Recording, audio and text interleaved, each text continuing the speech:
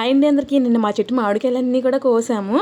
అమ్మ వాళ్ళ ఇంటికి వెళ్ళాం. మామిడికాయలు కొయ్యంగానే ఇలా తిప్పి పెడితే వాటికున్న సొనంతా కూడా కిందకి వెళ్ళిపోయి కాయలు కుళ్ళిపోకుండా పండుతాయి అనమాట. ఇవన్నీ కూడా పండేయడానికి కోసాము.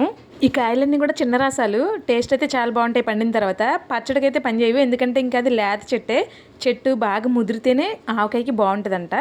ఆవకాయకి అయితే మాత్రం బయట నుంచే తెచ్చుకుంటాం కాయలు. మా చెట్టు కాయలు మాత్రం కోసి పండేసుకుంటాం. మామిడికాయలు కోసిన తర్వాత బొప్పాయిలు కూడా కోసేసాము.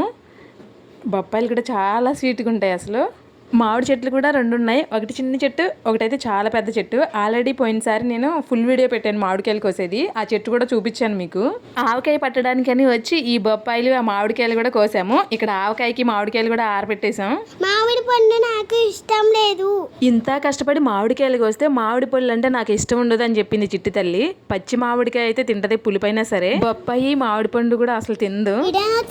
సబ్స్క్రైబ్ చేసుకోండి.